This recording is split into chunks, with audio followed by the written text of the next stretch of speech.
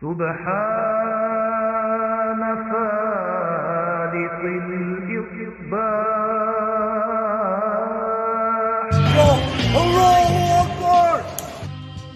Ding dong. Hello? Yes, that's right, infidels. You found us here, channelattitude.com, Hameen Media Group, where you get the most real talk, the best reviews of all your favorite wrestling shows from AEW and WWE, Impact, and more, because we're going to break it all down with the best staff in professional wrestling at HMG. So you don't need to go anywhere else, because there's no 5 stars here. There's only $5 face slaps, infidel. Hello, Akbar! So sign up today, channelattitude.com, Hameen Media Group, and join the Hameen Army for the most real talk in professional wrestling. YOLO!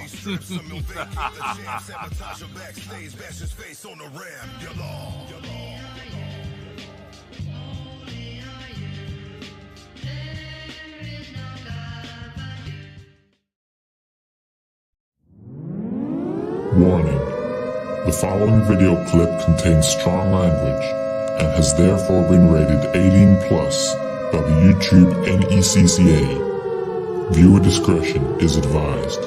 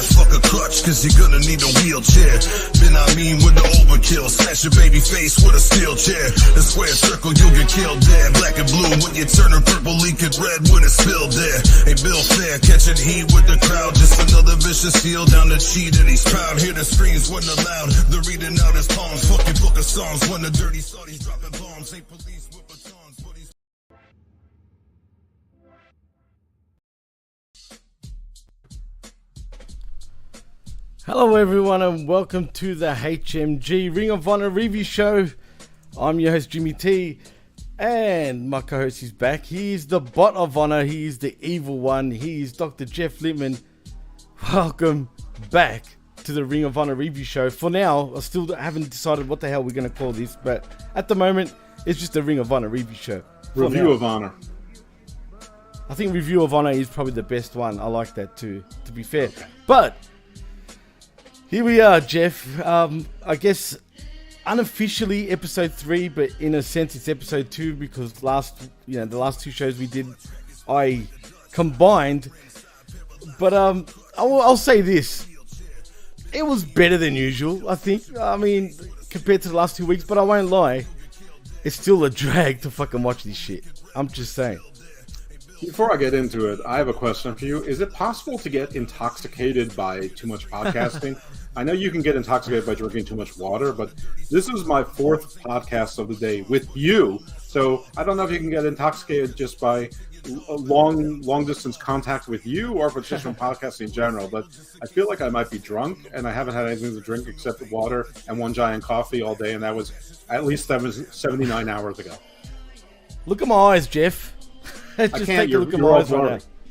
You're all pixelated. I'm not. Yeah, it's like I'm you're a bot, porno, but you don't want me to see the naughty parts.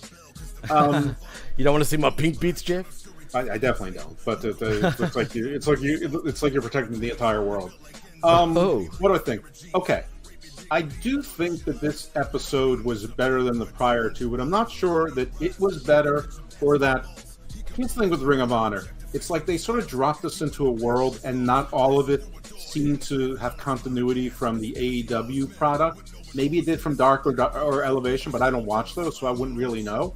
But it feels like there was a bunch of things that were sort of midway and nothing was starting. So you didn't know who was on, and let's face it, there were some disappointments in who was on and who they brought back and who they didn't. And some of the matches were long and seemed a little bit silly. And I think now that we're now 6 hours into this universe and this world, and we're now accustomed to the world, maybe it goes down a little bit easier. But I did feel it was better. I'm just not sure if it actually improved or I'm just accustomed to what is now the Ring of Honor new universe. New universe. Well, Pierce Austin's in the chat. What up, Pierce? What's going on, man? He goes, that is a bit excessive. And he also says most he did in one day was 6. And his brain hurt after all of them, though. Haha. I feel you, man. I've been going since 5 a.m. our time, bro. Well, 4 with Jimmy is like 25 with anybody else, so come on. That's right. That's right. Exactly. That's right. But anyway. Yes, it is. But anyway, it is. But yeah, look, I understand what you're saying, man. And to be honest, you know what the problem is with Ring of Honor for me right now is the fact that, like, I don't know if it's because of just all the excess wrestling and we watch Ring of Honor after we've watched all the AEW and WWE shows during the week, right? So it could be that, I don't know. But the attention, they can't grab my attention properly. Like, I just drift off every time I'm watching it. Do you know what I mean? Even though I'm trying to pay attention, and I do pay attention, but at the same time, I'm easily just drifting away because it's just a show, man. I don't even know what the hell's going on half the time. Well, it's driftable. I mean, you know, like a lot of the AEW TV products, and in fairness, all TV wrestling for the most part, most, if not all, of the results are predictable. There were one or two that maybe weren't exactly clear, but more likely. And I mean, let's be honest. There's a bunch of wrestlers there that I'm not interested in at all. Not all of them by any means. But there's like 1/3 of them I'm not interested in all, and you know, and the stories are sort of kooky. I'll say this for it though, the booking is a lot more simple than AEW is. It's not as confusing. There's not as much kookiness going around. It's more like simple, you know, sort of 1983 studio NWA style booking, which is fine. It's just not. I'm not crazy about everyone involved, and the show flow is a little weird. I mean, for example, tonight we had 3 segments in a row with Mark Briscoe, but they were all recorded and none of them were live. I mean, or even live in studio. Like, they were all pre-taped, not in studio. And like, one was showing his promo from episode 1 again. One was like a video, and the other was like a video promo that he cut. Yeah. And there's another thing about it. The continuity with AEW programming is off. So right now, the BCC and Wheeler Yuta are pretty much clearly heels in AEW land. On Ring of Honor, Claudio is mostly a face, and Wheeler Yuta is mostly a heel, but Claudio seems to like it. But it's like Claudio still thinks he's a face when he's wrestling, but he's okay with Wheeler being a heel. It's odd. It's just odd when you just saw, you know, Rampage and Claudio's doing this sort of the obnoxious handshake kind of thing, which he sort of did here too. But then at the end of the match, he sort of like bent down, kneeled to the guy, you know, gave him the couple fist bumps to his chest, and you could see him saying in his ear, "Good job," or you killed it out there. So something like that, which is a total face thing to do. And like, what do you think? They was going to cut to commercial? There are no commercials. Maybe that's an issue too. Is there such a thing as no commercials still draining you with wrestling? I mean, I don't know, man. Sometimes you just need that break, you know. Sometimes, not always, but like, just if you're not going to have commercials, fucking keep me hooked, man. That's the problem. Show. I'm 54. And that 2 hours without I need commercials. at least one pee break during this thing. I mean, seriously, think about it. It's almost Raw without commercials, as in like the length. Even though Raw goes 2.5 hours without commercials, though, but it's close. I mean, without commercials, Raw is probably 2 hours and 20 minutes. Without commercials and recaps of recaps, it's probably 1 hour and 35 minutes. Oh, wow. Fuck. Pierce Austin says in the chat, I barely watch current wrestling anymore. I watch more clips and shows I'm on. Who's the marktard now, Pierce, huh? No, it's all good, man. I totally understand. I mean, and Facebook... Sorry, go ahead. continue, Jeff. Well, I was just going to say, Facebook user said, drifting off your like your Wi-Fi. Yeah, am I right? Yeah, it was. Your screen isn't very good, and you're in delay sometimes. But when you're in delay, I'm never sure it's on my end or yours because it's sort of off and on. Anyway, I can tell when it's me or not. But anyway, continue. Okay. What was I saying? I have no fucking idea. I don't know. You were about to say something, but I was sort of cut you off because I was reading the message. I'm sure it was very insightful, but it's gone now. Fuck, now I want to know what you were going to say, but it doesn't matter. I mean, it's Ring of Honor. Does it really matter? Oh, come on, Jeff. You should remember this. I know we're talking about Ring of Honor and how weird it is and whatnot.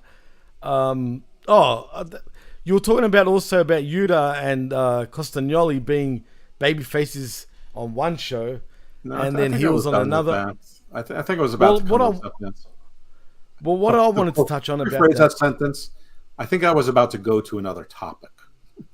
Oh, well, what I wanted to really say about what you said originally before was, first of all, when was this recorded originally? Well, I'm talking about this episode. This was those same recordings that were about a month ago when they taped like they had the fans there like for 12 hours. So they taped all 4 of the first episodes together.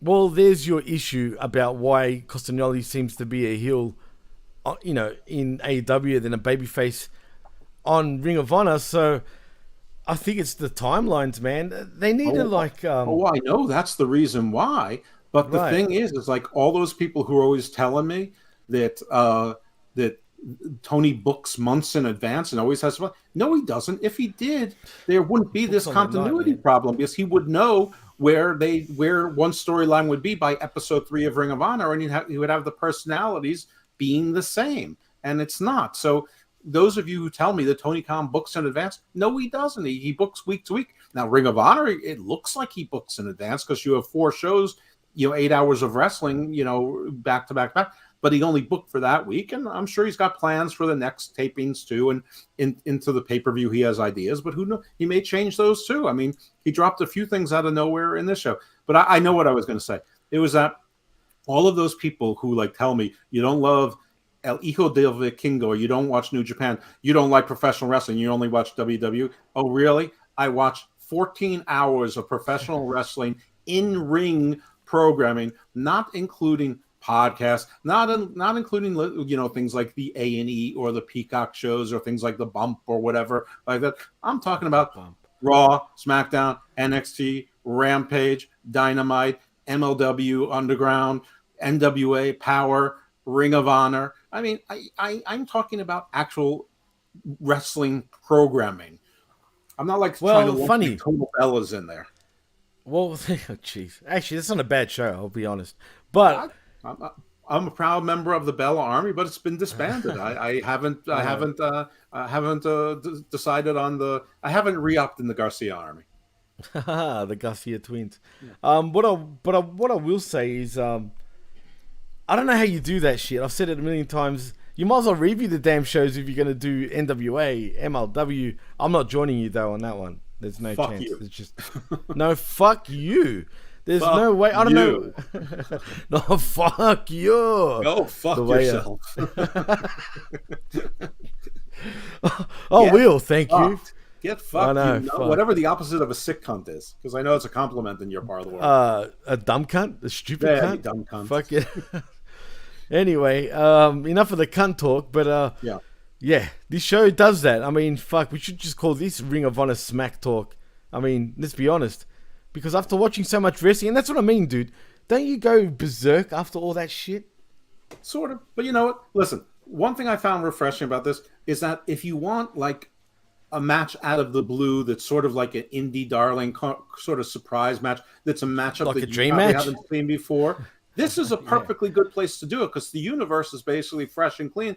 And the example is the opening match. You have Willie Mack showing up in Ring of Honor, who he's basically been a free agent. He's worked, I think he had the short-term contract with Impact but he showed up on MLW. He's been, and Dynamite or Rampage actually maybe instead. Yeah, well, I think he had one match. I know he's been on some Rampage. of the YouTube shows, but he spent most of his time in Impact. He was on. I mean, most of us know him from Lucha Underground. He does a lot of work in Mexico, and he's an indie darling, but he's had some TV exposure, and he's in the first match against Claudio. Yeah. I don't know if it was a title match. It doesn't matter because he wasn't going to win it. And it was a pretty interesting match. And unlike AEW, where they give someone a 17-minute competitive match, this was probably more like 11 minutes, which was a little bit longer than it should be for my taste, but it was fine. It was okay, and the match was fine. Actually, get this. You know what the match was? What it was called and what it was for? What? It was a proving ground match, Jeff, whatever the fuck that means. As Claudio Castagnoli does. You get a contract. You get it's like Oprah. Everyone gets a contract. Well, Castagnoli defeats Willie Mack via European uppercut, which is kind of surprising. Right, but, that was his finisher. Basically, a less intensive version of Ilya Dragunov's flying uppercut. Which is much better, mind you. That's what I said, a less impactful version. Oh, well, yes, exactly. Of course, no, I didn't hear that. Of course, Claudio doesn't continuously give himself concussions and break his eye socket doing it. So there is that. Fair call. That's true, too. Anyway, Willie Mack did show a lot of personality during the match, which is cool. It's the most personality I've seen him have in quite a while. But as far as him being an internet darling, he used to be about 5 years ago. But I don't know. I feel like he's faded away a little bit these days. But it is what it is. Who knows if he will get a Ring of Honor or AEW contract, whatever the fuck it is.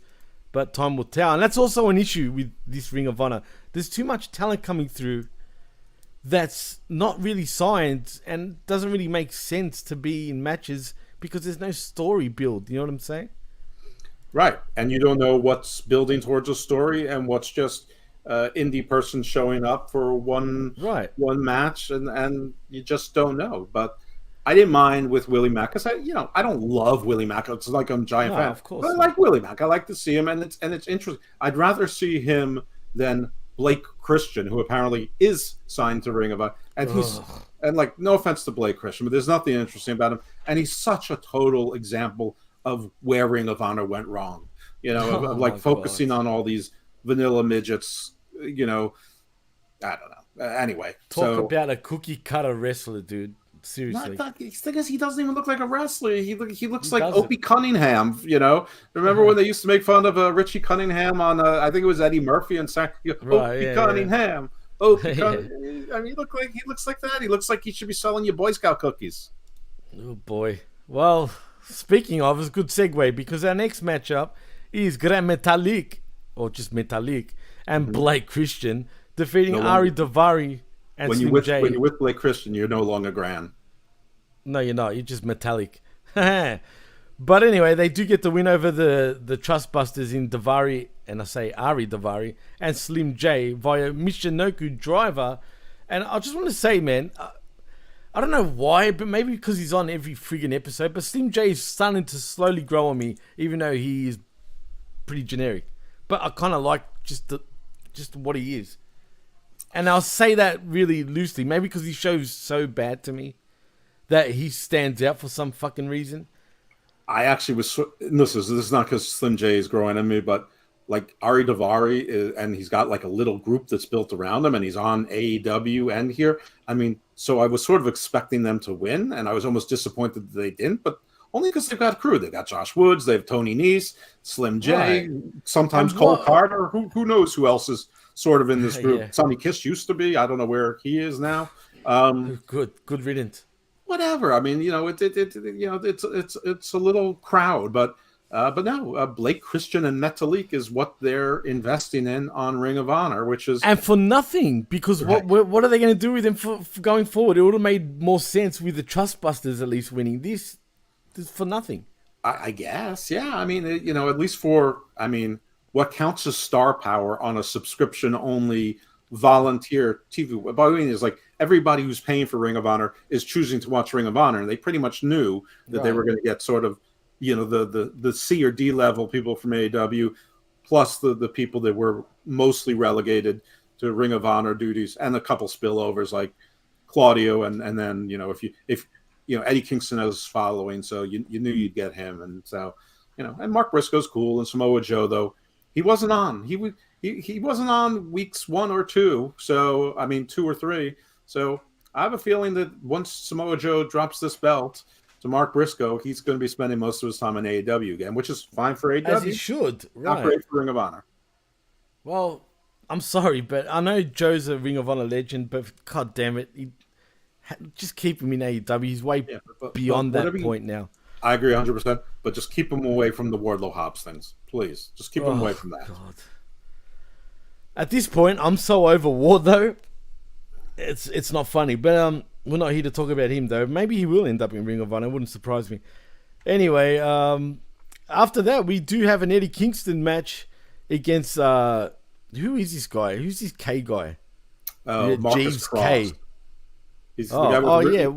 He's got the Ric Flair. Okay, a long time ago in Ring of Honor, there was a team called Master and Machine. He was Master. Machine is Griff Garrison. Okay, well, they suck. Yeah, they do. But, they suck then. He still sucks now. He has Ric Flair hair and Blake Christian's body. Yeah, who gives a shit? But anyway, Eddie Kingston does defeat Jeeves K via stretch plum submission, and then Kingston had little trouble in victory. Right. But Claudio came out fully dressed and you know, like he had already showered and changed, and watched this from the front row after he told Kingston no, and now he's watching him, which, you know, basically tells you he's going to say yes for Supercard of Honor. But Kingston has to, he's going to have increasingly tougher competition. So I guess Slim J is next week or whatever, but more likely Ari Daivari. But yeah, this was a nothing match. But I thought the time, like this match should have been 2 matches later, so Claudio had a reasonable amount of time to have gotten showered, changed, dried off, dressed, and decide to see the match. The timing of it was just dopey.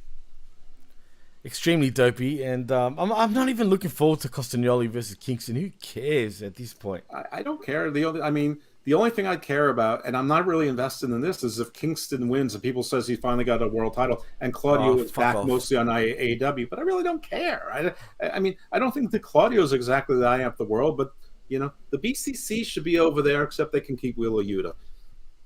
Replace him with Stu Grayson or Hangman. You know what? I don't even care. I would rather Stu Grayson no shit than Wheeler Yuta in the Combat Club, the Blackpool Combat Club, whatever. Right. I truly mean that. But anyway, we talked about this at length on Cage. Another good reason you folks at Harmony Media Group should pay your $5 if you're catching us live and check out the content on Harmony Media Group. You missed a great conversation on that. Absolutely, 100%. Anyway, let's move right on. And let's go to, what's the next match? Where was I? We are on another Proving Ground match, Jeff. It is between Athena and Heian. And Athena does win via crossface. Whatever. The Heian, Heian. Yeah. She has a pretty good independent reputation. She's been working around. That said, Athena beat the fuck out of her. Mm-hmm. And she does win via crossface submission. And yeah, Athena looked good in this match. I'll give her that. Something was strange because like she had a new finisher, which was pretty good that we saw in episode 1. And now she's doing a crossway. I mean, like, is she in the Blackpool Combat Club and she wants to show us how many different ways she can win? She should just stick to the finisher. I have no clue. Okay. I mean, honestly, that's my opinion on this, you know.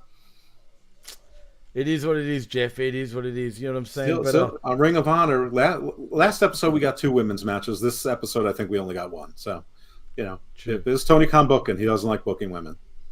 He's been given 2 more hours of TV. He's subsidizing this himself. Less than 12,000 subscribers, but he still can't find the time for women's wrestling, even though he has almost no stars.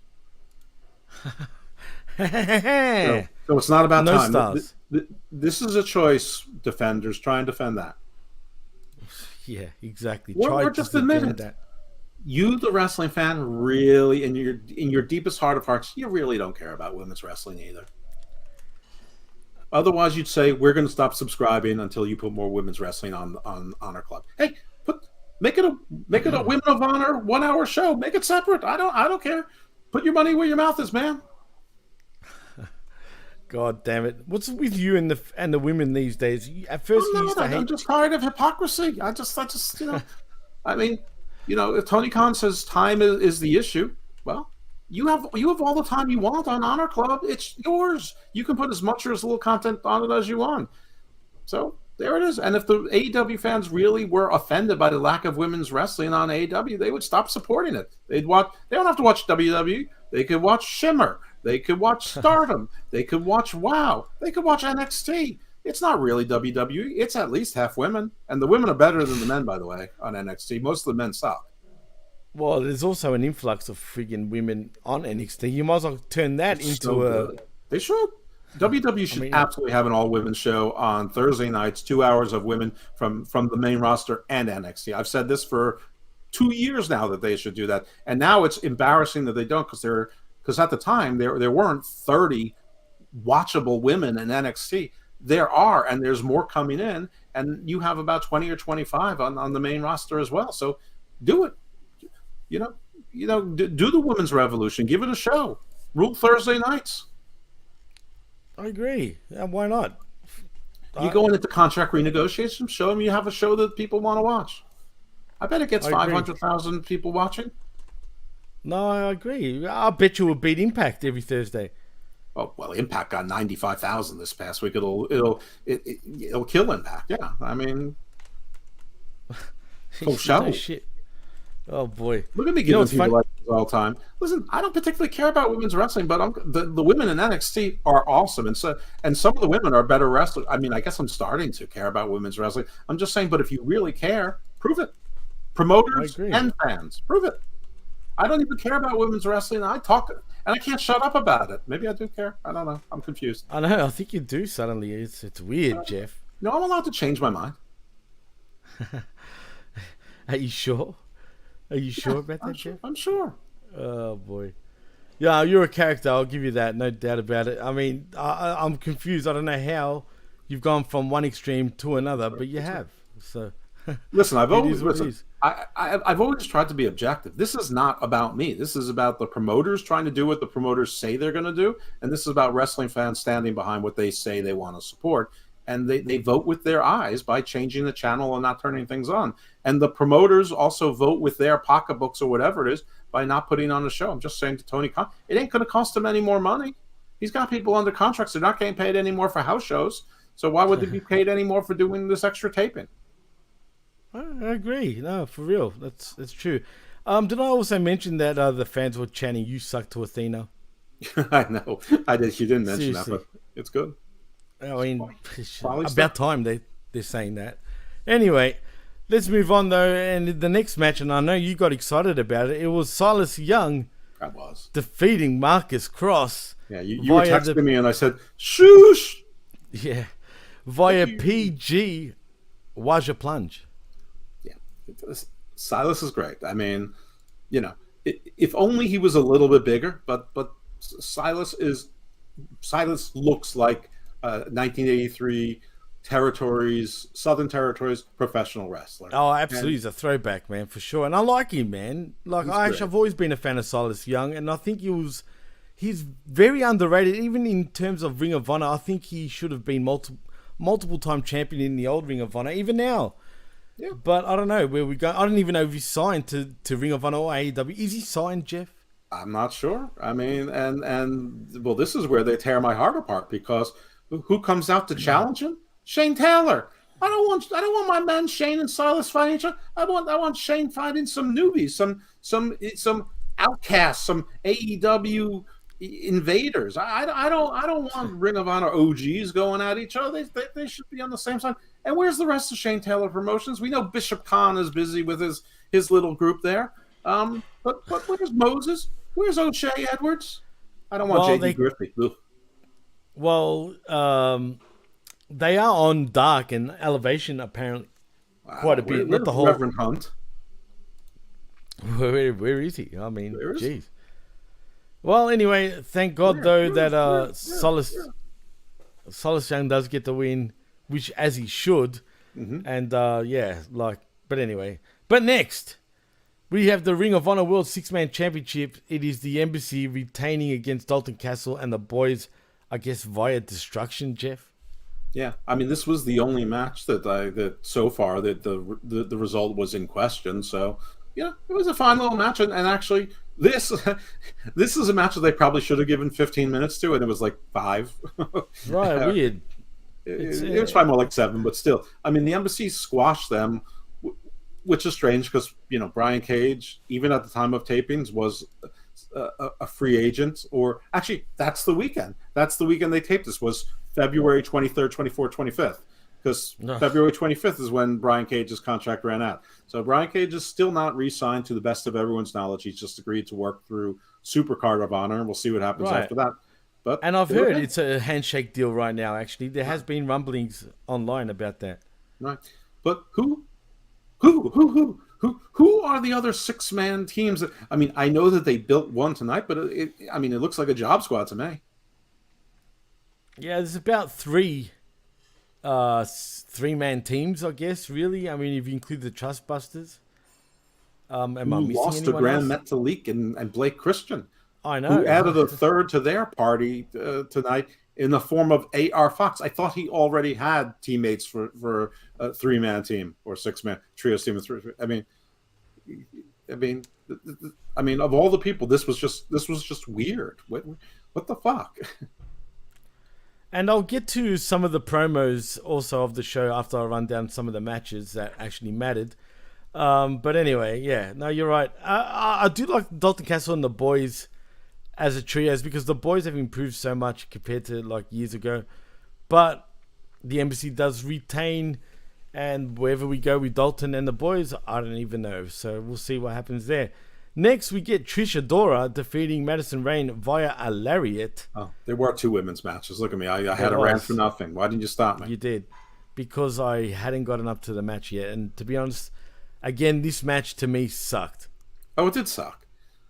Madison Rayne was hired to be the head trainer for AEW Women, and they just hired a new trainer, Sarah something. I don't think it's Sarah Del Rey, but it was Sarah something that they hired to be a new female trainer in AEW. And the only person that they don't hire apparently is Serena Deeb and/or Mercedes Martinez, who, by the way, apparently neither one of them is interested in this title. Like, you couldn't give them work by, training some of the women and putting them on the show. But yeah, I forgot this match because it was a nothing match. But yeah, there were 2 women's matches. Forgive me. The rant still holds true about there needing to be an all-women show.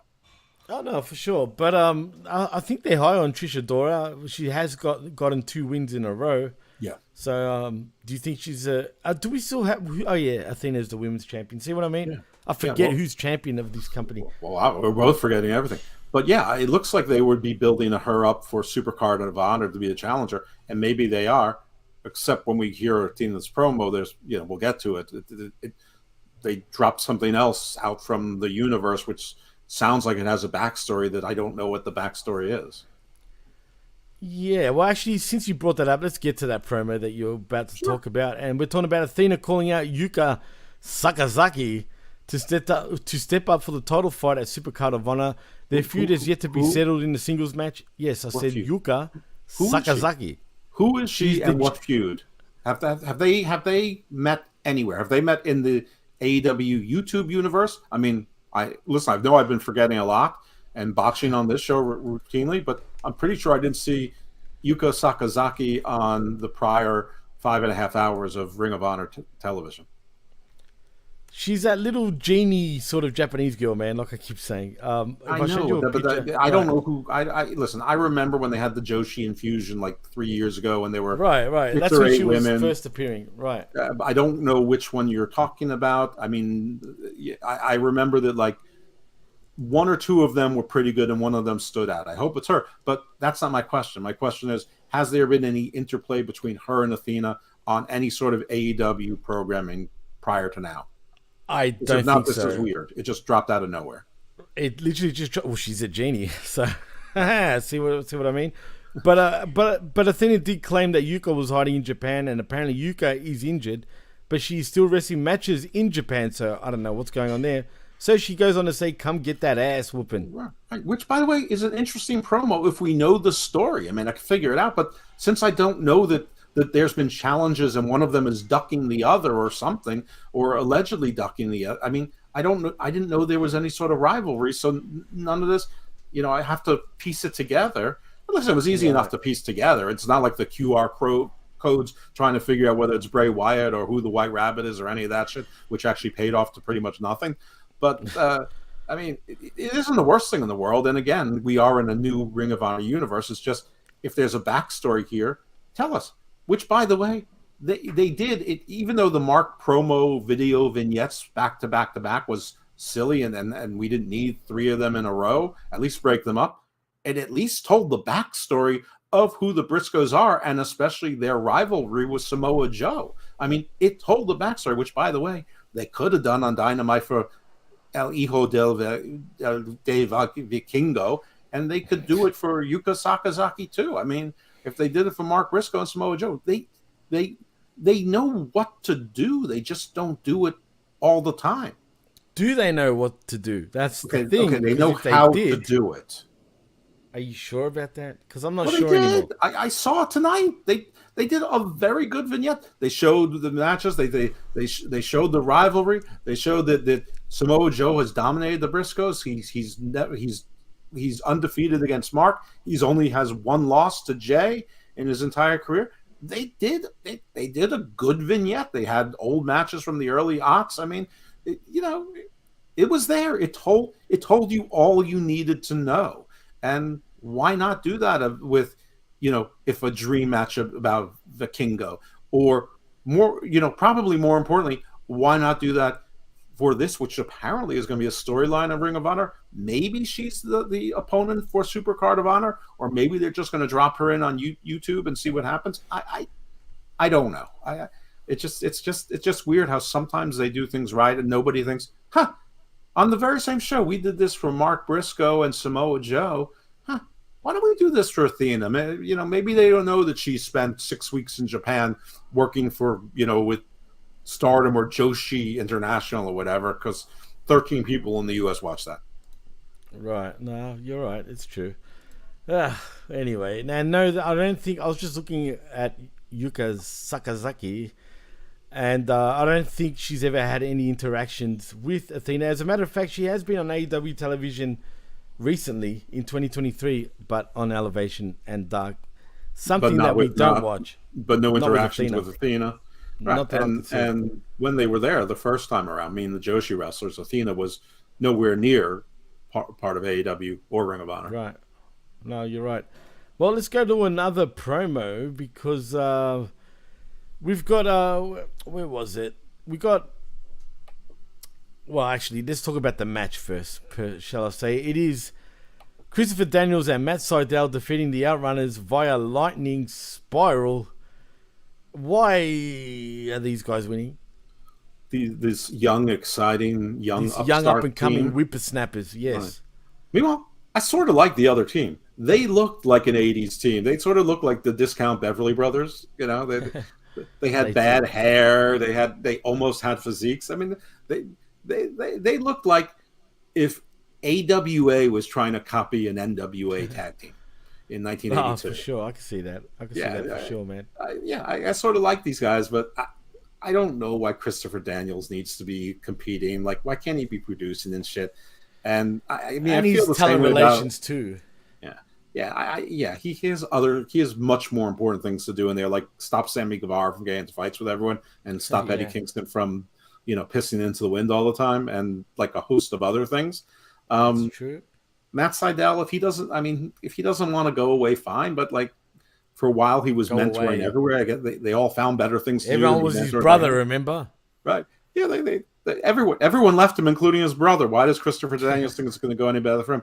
But I guess they figure they need to build enough tag teams to be in that Reach for the Sky ladder match, which has yet to be populated with anyone but the Lucha Brothers, who we haven't heard their names nor seen them in promo or on TV in any shape at all whatsoever in 6 hours plus of Ring of Honor television. Because none of these are 2 hours long. They're 2 hours and 3 minutes, 2 hours and 7 minutes. I mean, none of them have been like under 2 hours long. They're all just a little bit over. It drives me nuts, dude. And I'm sorry to everyone that they might be listening or watching. They might feel like I'm a little flat. I'm flat because I've done so many fucking shows, and to talk about this, it just puts the cherry on top. No shit. You know what I mean?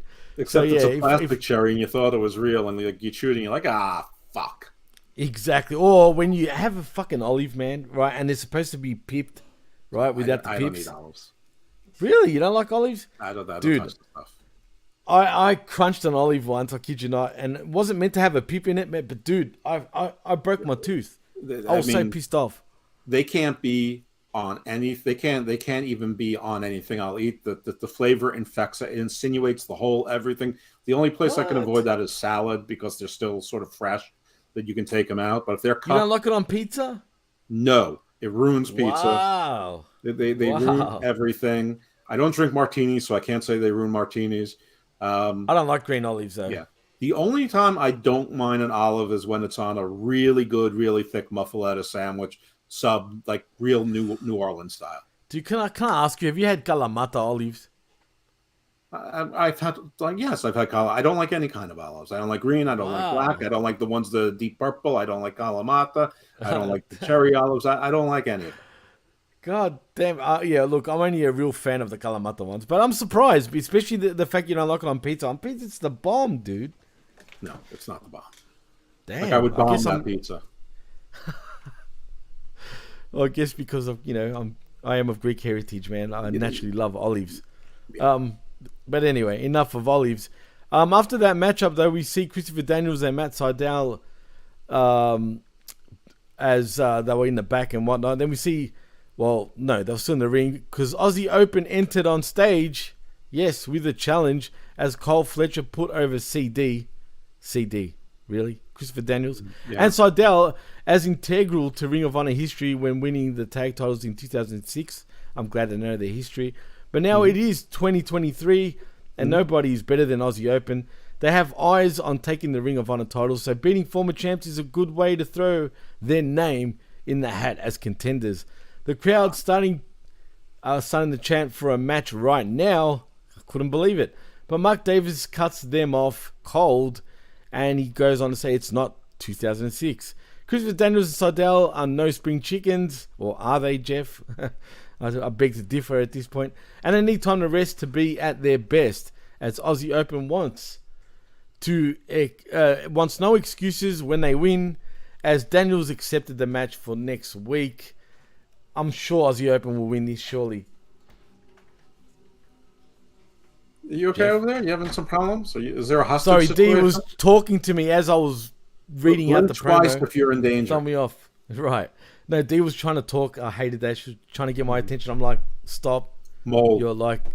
Mole. I totally put that at the back of my head, dude. Mole. Why? Mole. Fucking I'm going to call him Takshida again. Take a shitter. Anyway, yeah, take a shitter on your nose. Yeah, that's a bad mole which I never noticed. I don't know how I didn't, but now I can't get it out of my head. Anywho, I'm going to say this. I love Aussie Open, but they're not the best tag team to come out of Australia, man. You know what is? The Parea, which means the crew, basically. They're Greek Aussies. I'm telling you, they're close to Rhea Ripley, and they're fucking good, dude. No, I'm not just saying that to be biased. They are fucking good, Jeff. Ask Pierce Austin. He's interviewed him. As a matter of fact, they are fucking good. They're young. They've been trained by Lance Storm, and they're fucking good, dude. I'm telling you now. IDGAF. Really? Eat a dick, Jeff. Jesus Christ. I'm telling you, you'll like them if you see them. They're stereotypical, what's the word? Guidos, per se, but like Greek versions. You know what I mean? Over the top. You know. Anyway. Stereotypical Kalamatas from La Placa. Something like that. You know what I mean? But they're from Australia, though. But they're from Australia, and they're close to Rhea Ripley. As a matter of fact, they kind of grew up together on the Adelaide indie scene, shall I say, and so Melbourne. It's better than this shit, put it that way. But let's go on. This shit. Yes, I know. Let me ask you, is your Hoplite connection, are they on Ring of Honor? No, then I don't need to talk about them. They will be. You mark my words. They will make it in the US. They're that good, man. I'll show you one day. But anyway, I'll talk about them, and all of your backstory about them will be so interesting. Then, believe me when I tell you, I think you will like them. But anyway, let's go to the main event. I'm not gonna finally, like them just to spite you. Even if I like them, I won't tell you. I know because you hate Greeks, man. Jesus, Yeah, and you hate these ones. And they're douchebag Greeks too, which is even worse. Are there any other kinds? I mean, everyone, all of my friends from Bulgaria tell me that, and from Turkey. Do not say that. Fuck Bulgaria. Anyway, let's Armenia, not go there. The only thing Armenians and Armenians are okay. Azeris agree on is that Greece sucks. Armenians love us, dude. They consider us like brothers, like Orthodox brothers. They just want you to think that. Yeah, right. Croatians anyway, hate you. Montenegrins Croatians hate you. don't like us because of the Macedonians Serbs. say you have the fake Macedonia. Oh, okay. Jeff, I know you're smart enough to know that's a load of bullshit. They're the ones that are frauds. Well, just saying. I just know you know this. I know you're saying this to annoy me. Countries are telling me. I know you're just doing this to annoy me, but I know deep down in your heart of hearts, Jeff, you know they're full of shit. Listen, I've been to Greece. I know. So have I. Just quietly. Have you been to Samos?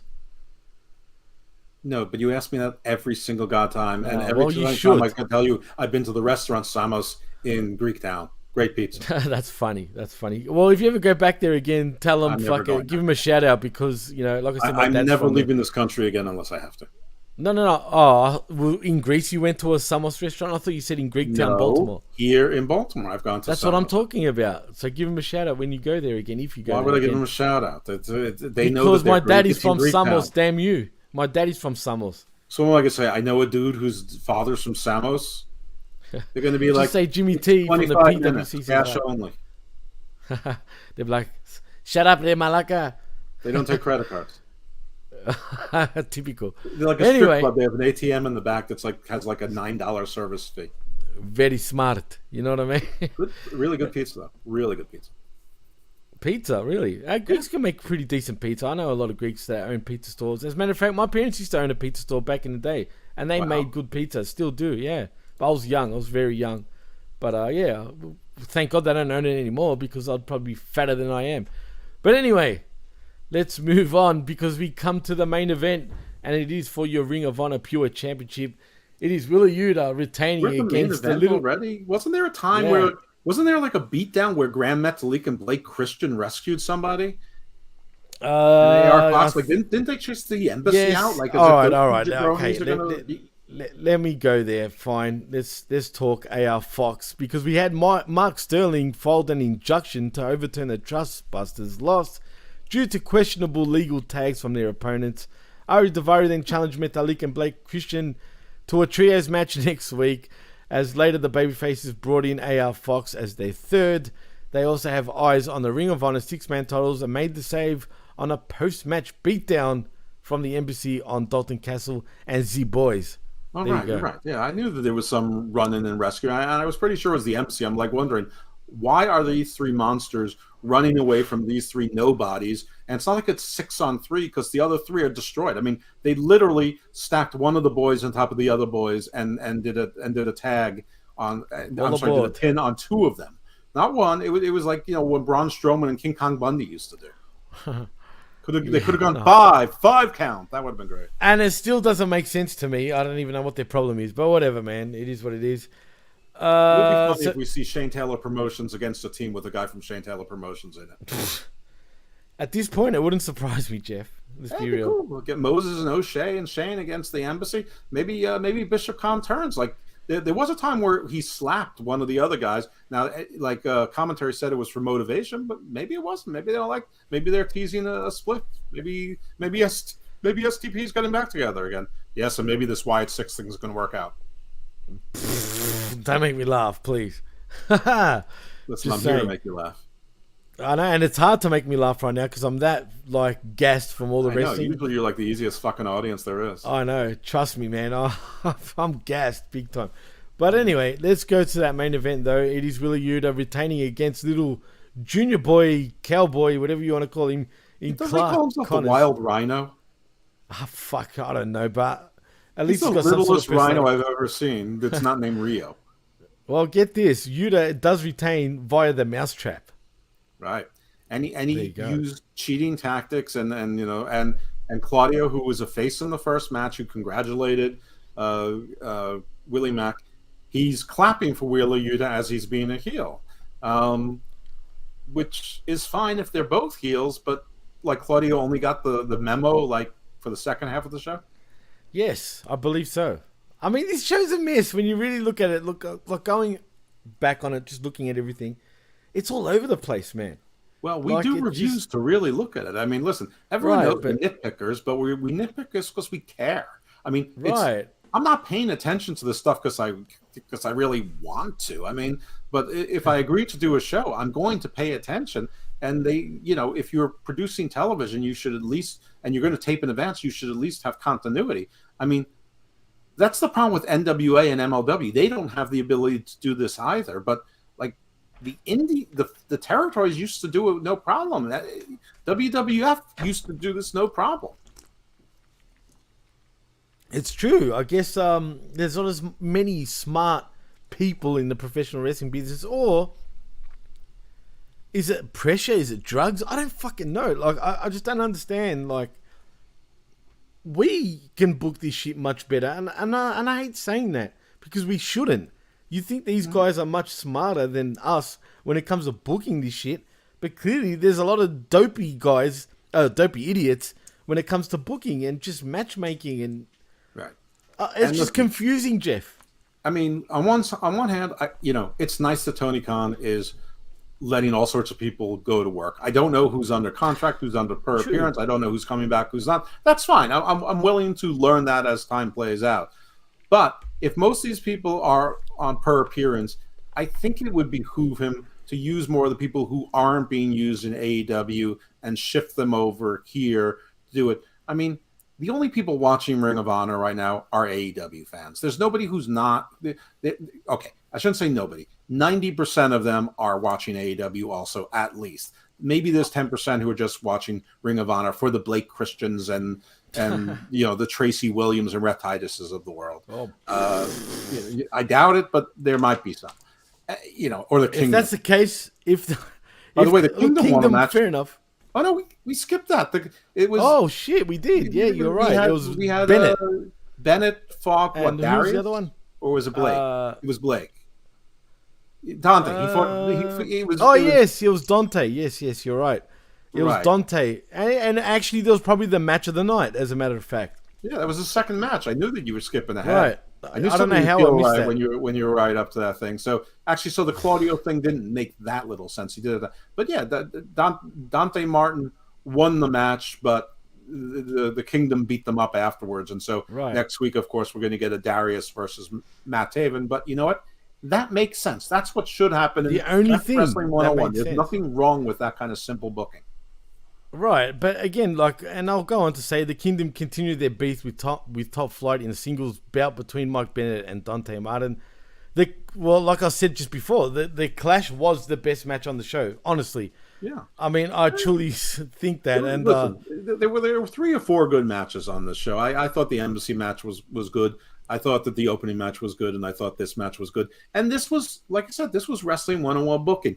The heels lose, but they do a beatdown. The other brother was taken out, so of course the other brother now has to face the other one. And these are 2 tag teams which you would think would be earmarked for in the mix for the Ring of Honor Reach for the Sky ladder match. Both teams will probably both make it into it, so it's natural that they should have a little rivalry, and that's fine. Like this, I don't mind. This is all right. And I agree. As jokey as the Kingdom have been, as jobbery as they've been in AEW, and they have, and as near to glory, but they win 1 match and lose 8, as Top Flight has been. Ring of Honor is a perfect place for both teams to be featured. Don't really know why the Lucha Brothers are there, but I guess if they're going to be taking losses to Hobbs, then you might as well ship them off and let them do, have glory somewhere else, or not glory. Sorry, honor somewhere else. I mean, at least it should be on brand, right? Well, yeah. I don't know if we missed any on matches. I really don't. No. That was the only one. I don't know. Like I said, you got to excuse me. I've done a lot of shows from 5 a.m. This is the 4th show of the day we've done, and Jimmy also does all of the editing and all of the production. And I haven't even and all started of the that shit yet.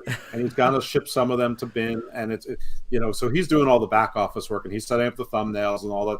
I write some of the descriptions for him, but it takes me 5 minutes. That fucking helps me a lot, bro. Because no shit, it really does. Because when I sit there, I'm amazing. No, thank you for that. Because actually cut a reasonable promo here too. They said we thought we were done with this team, but we're not. So my brother's going to take out Matt Taven, and you're not going to stop us on our way to becoming Ring of Honor Tag Team Champions. This was a perfectly good wrestling promo from two guys who have had trouble emoting, speaking, getting a chance to speak. But they've come across as better suddenly, I feel, in Tony Khan's Ring of Honor. It's weird, dude. I don't look at the Kingdom as bad as I used to. Well, I'm talking about Top Flight, but yes, both of them. And Top Flight.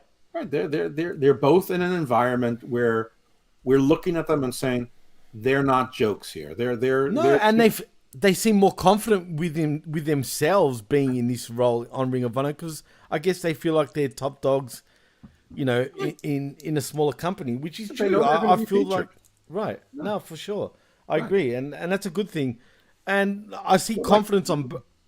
Sorry, why shouldn't they put like a Lance Archer on the show? Why couldn't they call Miro and say, "Listen, we know you're not happy in AEW, but hey, Ring of Honor is here. We're gonna put you into the world title picture within 5 months. By the next pay-per-view, you will be the challenger." I don't know. I'm just throwing things out there. Andrade, anyone who's not being used. Pac. Well, there's Brian Pillman Jr. There's all sorts of people that they could use. Where is Bear Country? I know you said good riddance to Sonny Kiss. I agree, but if the guy is under contract, use him. I mean, he can do something. He can be he doesn't have to be in the ring. He can be like an annoying manager. He can do like what Jimmy Jacobs did. What was Jimmy Jacobs? Yeah, used to do. Yeah, Jimmy Jacobs, right? Not Jimmy Rave. No. Jimmy Jacobs, the guy who wore eye makeup and was skinny with the black finger paint. No, I mean, look, God knows Prince Nana. I mean, I know he's a Ring of Honor guy, but he does nothing. He serves zero purpose. He just took money recently. That's about it. Listen, and I would too, and I would probably stink just as badly as he does. No, I agree. Well, anyway, let's move on to the probably the best promo. We're just moving on to what you want to say goodbye. We've only spent 92 hours together today. I know. No. Well, there's one more thing that we need to touch on, which we kind of have, but we haven't totally. And it is where is it? The Briscoes and Mark Briscoe and the Samoa Joe thing. As Mark Briscoe has long dreamed of becoming Ring of Honor TV champion. I doubt Never heard him mention it once. I know. I doubt that. But he has fallen short. I know, it's so true. But he has fallen short each time. It is his destiny to win the title, and he will get the job done against Samoa Joe at Supercard of Honor. Briscoe also had words for Mark Sterling, since the Esquire keeps butting in his business. He will make it his mission to bust ass of every man Sterling represents. Oh, God. First was Josh Woods, and next week will be Tony fucking Nese. Right. So we have Josh Woods, Tony Nese, Mark Sterling, and the Daivari clan are all in this group together. Listen, I'm fine with Mark Briscoe going through all these jabrones. I mean, I want better for Josh Woods, but at least he's doing something. If they're squashes, cool, but I just feel like they won't be, and it does my head in. But it is what it is. But you know what, Jeff? We have done an hour. I know it's quick. It was a lot quicker than Uncaged, but I felt like we had a lot to talk about. It's fine. We covered 2 hours of Ring of Honor in less than an hour. We did 2 hours of Rampage for a 1 hour show. We're good. Yeah, but we did talk about all sorts of things. We've earned our pay for the Ayatollah. Absolutely, we've break. Earned our Sabbath. 100% in agreement with you, man. So Jeff, in saying that, man, tell them where they can find you, my friend. Hey, you can find me at Icarus Fell. I picked up a bunch of followers from the Hummy Media Group today. Join them over there. I'm okay on Twitter. I'm fine. And you can follow a lot of my shows on the PW. Actually, all of my shows are on the PWC, including the ones I'm on. Well, that was redundant. Right here on Hamid Media Group, this very show here, which we're not, I guess it's Review of Honor, we're not entirely clear. Something like that. Smack Attack, which already aired, and Uncaged, which will be which aired live, and you'll hear on audio shortly. And outside of that, between where you can my other shows, Hammerlock Hangover with Esteban Pineapple is also on the PWC. That's my non-PWC directly related podcast. And my shows Garden of Doom and Garden Views on PWC and the Humming Media Group. Neither one is a wrestling show. Garden of Doom is things that go bump in the night. Good examples this week for St. Patrick's Day. We had Celtic Tales, straight with Rab Fulton from Ireland, telling us lore, legends, and mythology of Ireland. And next week, the PWC's very own Chris Ames is, well, this is going to be recorded. The show won't drop, but it's going to be our first sixth-time guest, and we're going to do a proper show on Atlantis. And you know what? If you've listened to the other 5 shows that Chris is on, you know that he does his homework. And if you haven't, go listen to them because they're great. They're entertaining, and you'll learn shit too. Garden Views is more like topical, but things like ChatGPT, false prosecutions on the federal level, cryptocurrency, cybersecurity, cannabis law, all sorts of cool shit. How do you sue a state sponsor of terrorism? What's the actual law of the rules of armed conflict? I got all that shit covered in a lot of space law shit. And I've got lawyers from around the world that have been on that show and law professors. So come on in.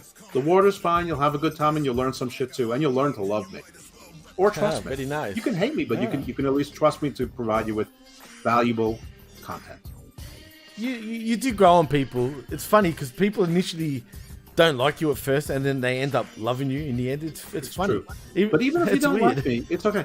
All I need you to do is trust me that I'm going to bring you stuff that you probably haven't heard before, and even if you had, it's still going to be interesting. And even if something that you don't like, the next week there's going to be something you do like.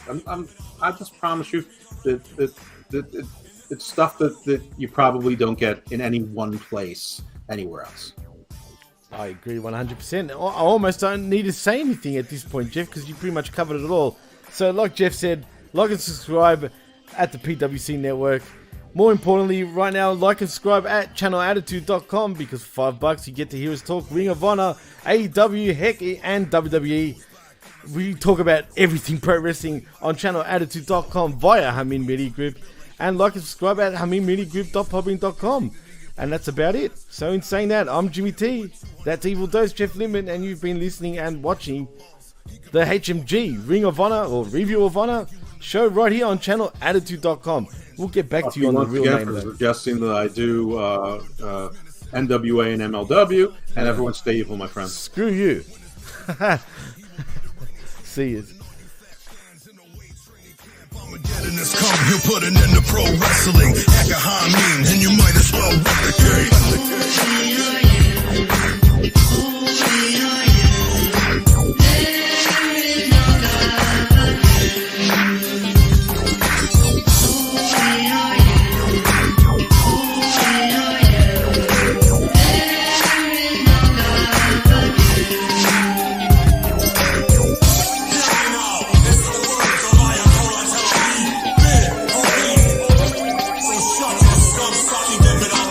And hear me directly. And this one's for you.